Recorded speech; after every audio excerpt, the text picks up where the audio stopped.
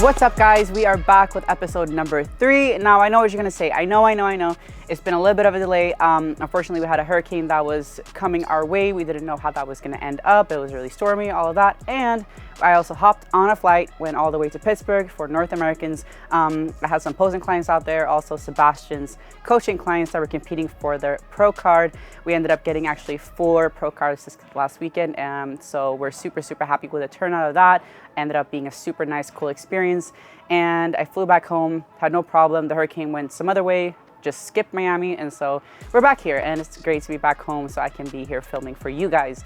Now, today I wanted to shoot, first and foremost, a episode of me training delts. It's been something that's been highly requested of me to show. Now that I'm tapering down from figure to wellness, I'm obviously training less upper body than I used to, and so my shoulders are not as big as they used to be. But before that, I actually used to be kind of known for having pretty big delts, and it took me a little bit of time figuring out what was kind of my cues and my way of training delts for them to grow in that way. And so I'm going to be covering all of that today to help you guys build some 4D crazy looking delts. And we're going to hop into that in a little bit. But first and foremost, I also just want to say once again, thank you everyone for chiming in on my episodes. I've had such a great turnout and so many good people coming through, giving me good responses, good reviews of my episodes here on YouTube. So please, as per always, like, share, subscribe, comment down below what you guys think about this episode when it's done. And yeah, let's get to it. So something that people have been asking me a lot about is how do I set up my split for training and how do I set it up for my coaching clients? Now, I'm going to say this. The first thing we want to look at when we're looking at our training split is going to be recovery days or resting days. That is all going to be very person dependent, and it will differ a lot from person to person how well you're able to recover. So the first thing that you want to essentially look at is going to be how well are you recovering right now? And so you're going to be looking at biomechanical response. You're going to be seeing how your body's kind of responding to the frequency of training and the volume that you're training with right now. And depending on that and the cues that you have for that, which can be a variation of things. It could be that you're really sore, you're really tired. You will know better than anybody else when your body needs more rest. So make sure that when you're deciding how many rest days that you have, that is based upon how well you're actually recovering or not recovering.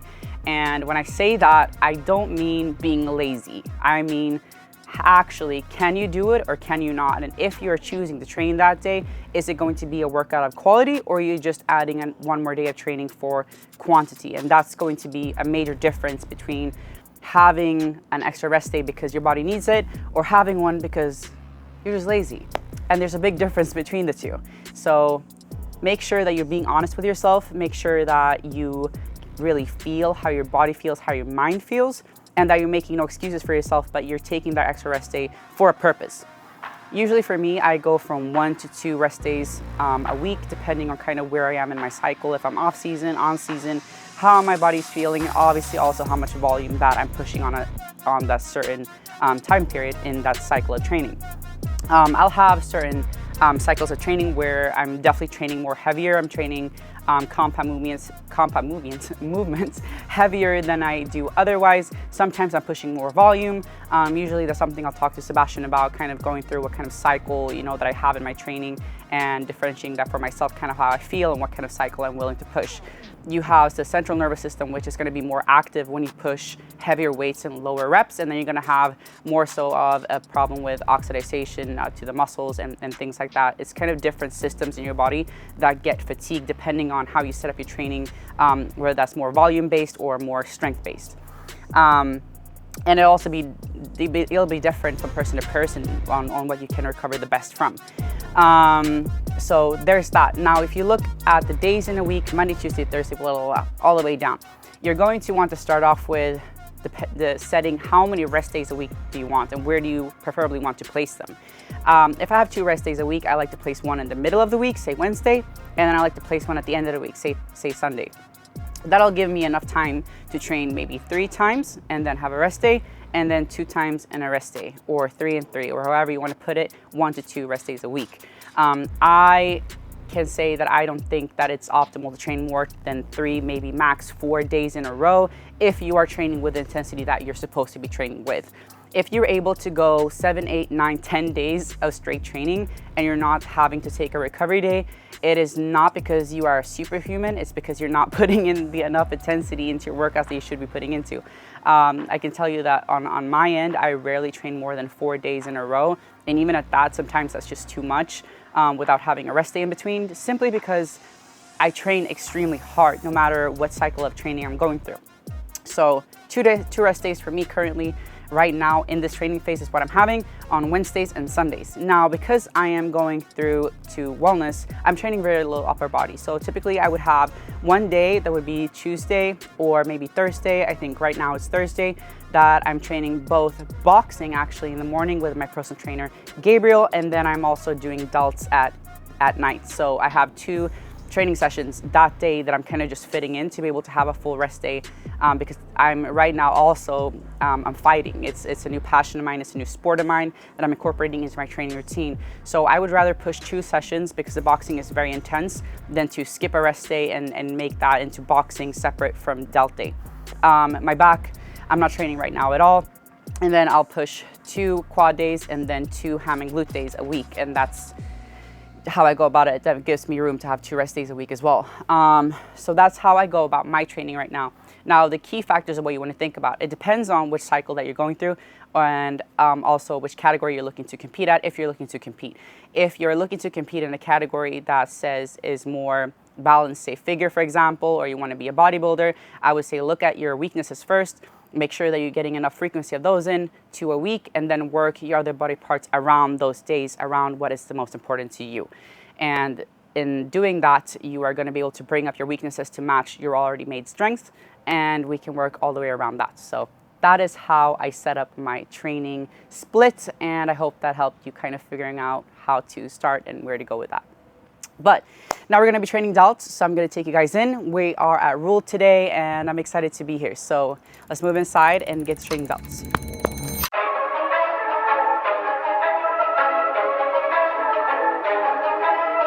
Start off actually with rear delts. Now, the reason why I start with rear delts is because usually when you look at somebody, and this goes for like 99% of the people, because we are people that work very much in front of our body instead of behind. We never really do anything behind here. Everything we're doing is in front of our bodies. You want to start with activating, which usually is the most underactivated part of our delt, which is going to be the rear delt. When you look at the shoulder, I'm not very lean right now, but when you look at the shoulder, right, and you see this later would have a little bit of pump, is you have the rear delt, which is going to be this part sticking out here. You're going to have the lateral delt, and you're also going to have the anterior delt, which is the front part. Now, when we're looking at the weakest part of our delt, and usually what you'll see people missing to get that full round shape of their delt is going to be the rear delt. And it's also the smallest muscle in your shoulder. And so we want to start with activating that first. A lot of people tend to get that part wrong. They activate their traps instead. So we're going to show how to kind of make sure that you're getting the rear delt and not the trap.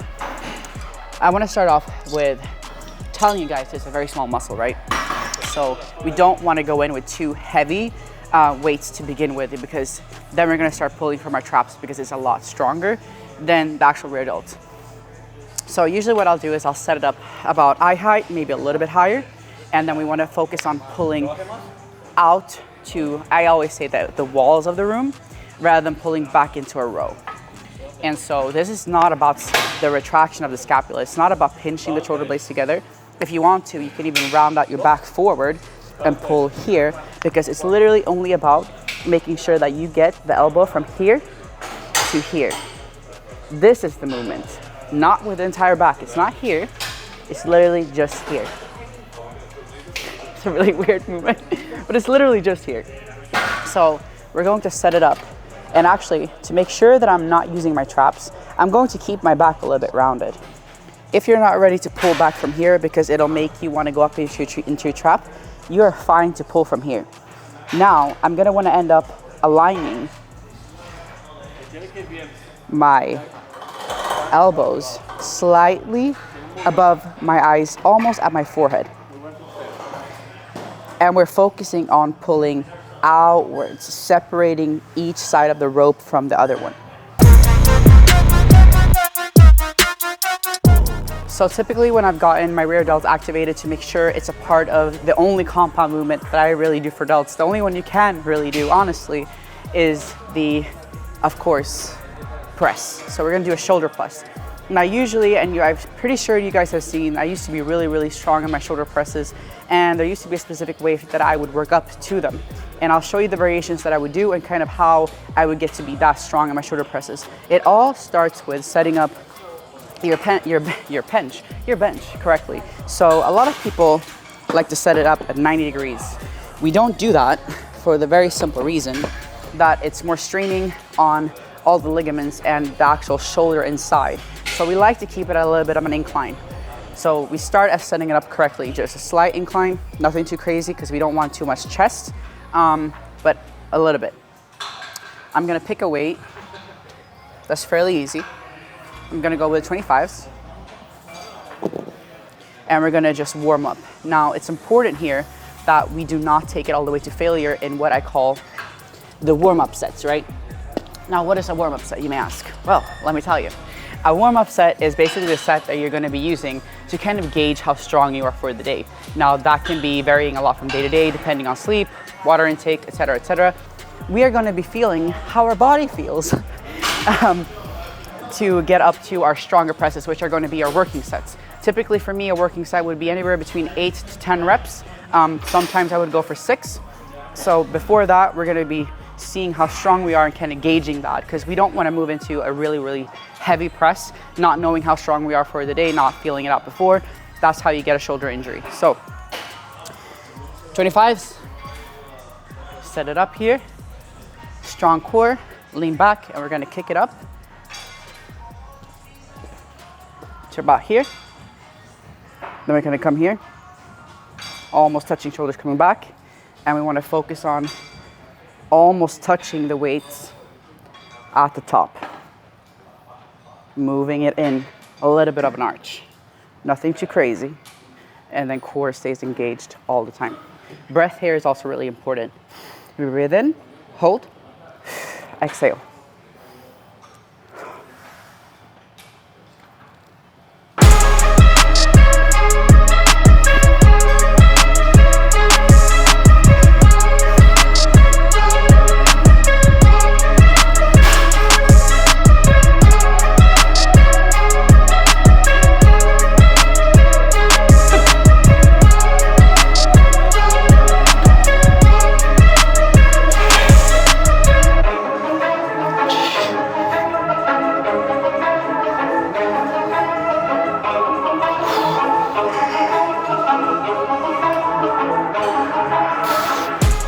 That was heavy for me, a lot heavier than what it used to be back in the day when I was a little bit bigger, a little bit stronger, obviously. I think I got about like 6, 7, 8, somewhere around there. You guys tell me. I don't really count, I just go until failure on my working sets. Now, usually when I've done 1 or 2 working sets, which by then you should be finished, I'll go back and I'll do a back off set. Now my back off set is also very intense. It doesn't mean that you back off from intensity. It doesn't mean that you back off from trying your best, going to failure. It just means that you're gonna go at a lower weight, say about half, 50% of what you did for your working sets, and you're gonna do that for about 20 to 30 reps. Sometimes I end up going a little bit crazy and I do 50 reps and I take as many breaks in between to complete those 50 reps as I can. Also a very good way to do a back off set. Typically when I do my shoulder days, I recommend doing 1 to 2 different kinds of presses. Here, you can either go into a more controlled press, which would be, say, a plate load shoulder press or a machine shoulder press plus press with a stack, or you can also move into doing one side at a time in a neutral grip. That's a variation I like a lot to make sure that you're including your anterior delt as well, getting that roundness, that fullness as well. I'm gonna show that variation because I feel like that's one that I don't see a lot. This one, it's important that you lock in. I like to use this as kind of a stabilizer, and I go one side at a time. I'm gonna start with this side because it's my left side. It's also the weaker side that I have. I lock myself in, make sure to really dig in my feet in the ground to get myself stable. I'm gonna move from here. Now you wanna think about this as an arch.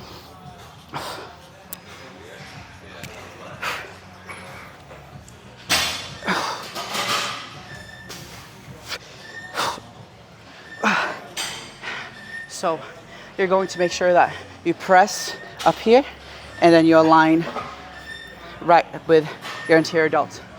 Next side. You can hold here, you can hold here. I kind of vary a little bit.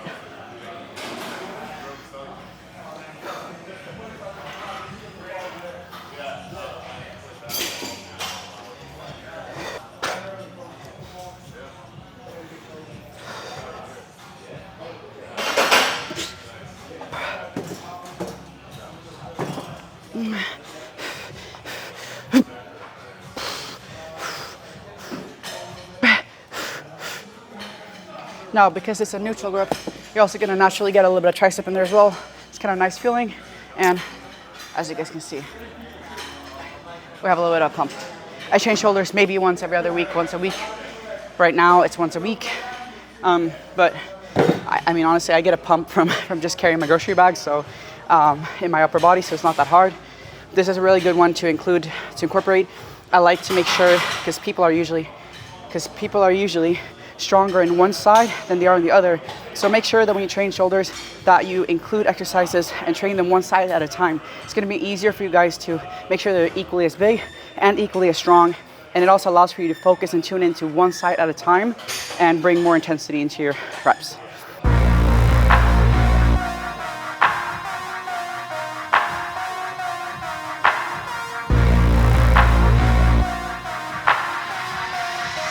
Get a little bit of a pump. Once you're done here, what you're gonna want to do is you're gonna want to do the same thing that we did with our presses. You're gonna want to start working up towards a heavy set. Now, these sets do not need to be super controlled because they're heavy. If you're gonna start trying to swing, and this is controversial, right? We're talking about form versus intensity versus weight versus all of this. And for me personally, I found that if I work up to a really, really heavy set in my laterals, and the form isn't perfect, but we're bringing intensity to the table, we're bringing effort into the table, right? Because that's gonna be the biggest currency in your training. It's gonna be how much effort are you putting in, whether that's effort with form, without form. I found that when you're working with a heavier dumbbells for your heaviest sets in your laterals, it's gonna bring a lot of dense muscle. And then you can start to retract back into more form-based laterals, which you're gonna be doing in the cables after.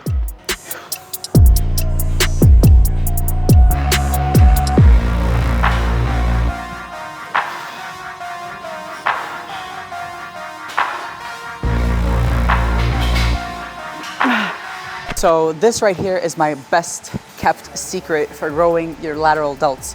Now, I usually set this up in a cable cross at the lowest point. What you're gonna want to do is you're gonna wanna hook up your wrists in these, which you also use for kickbacks. I do this because I want to take out my hand out of the equation. You could also, though, if you want to, you could be using the single grips, but I like to take my hands out of the equation to lead better with my elbows in this exercise. So what I'm gonna do is I'm gonna start at a pretty low weight. Now, for these, you're gonna wanna set up your bench a little bit less, somewhere around here. You're gonna wanna push yourself back. We're gonna be making sure that we have enough space to really brace ourselves into the ground. From here, we're gonna be moving into a cross.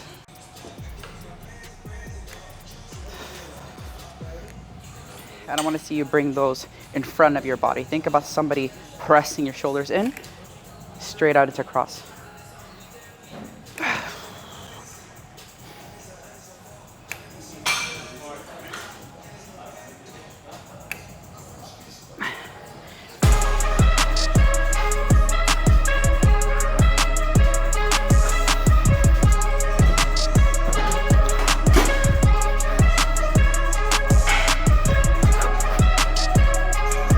What I would do for my second set is I would drop set it. So we're gonna go from 9 straight back into 4. Do about 10 reps on the heavier one. Go straight into a drop set. And you can either go into a drop set like this, same exercise. It is a little bit more difficult to set up. If you have a training partner, this is a very good time to utilize them to help you with this.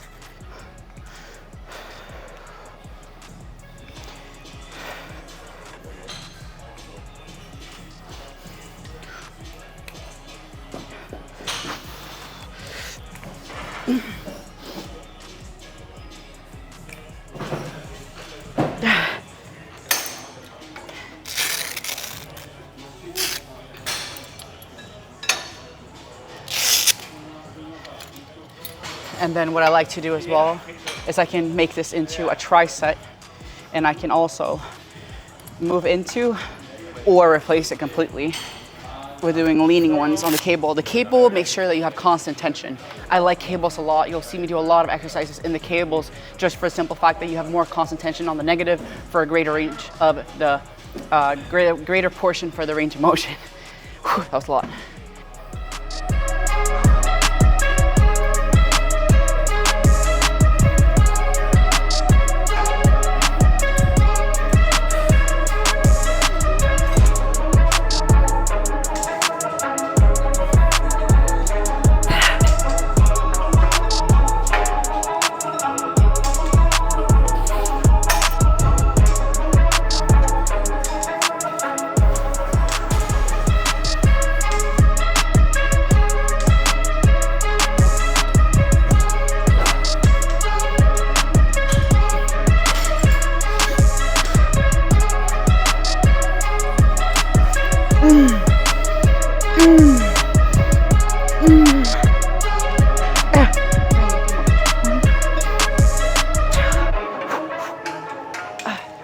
So now we're gonna move into what I usually put at the end of my session for a burnout.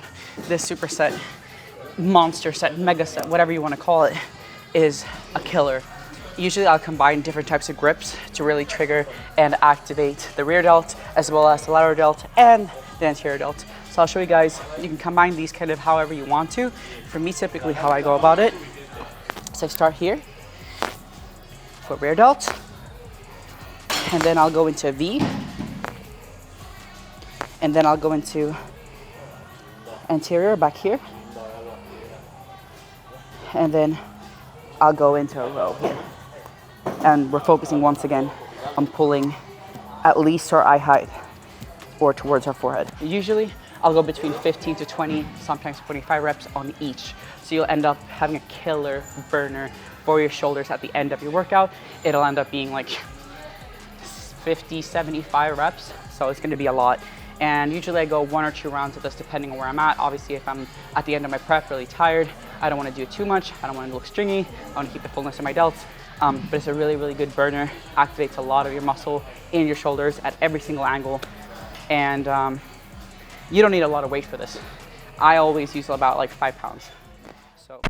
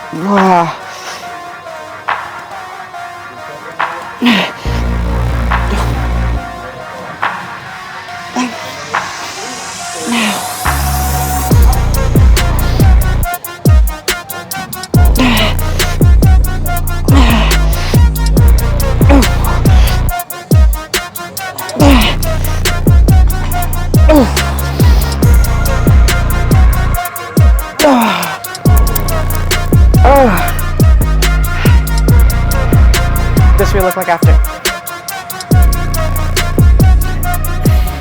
So we just finished training delts, and as you guys can see, I need a little bit of recovery right now because I have a crazy pump. But essentially, I'm going to be putting the entire workout below so you guys can copy it and see how you feel about it. If you guys end up trying this workout, please tag me in your stories, leave a comment below what you thought about it. This has been one of the prime workouts that I've been using to grow my delts for the past years when I competed in the figure category. Still the ones that I utilize every other weekend or every week when I do train delts still. So please let me know what you think about it. Give me a thumbs up, comment, like, subscribe to the channel. We will be back next week with another episode as per usual. And thank you so much guys for sticking with me through this little delay. I'm gonna continue recovering over here, and I'll see you guys next week.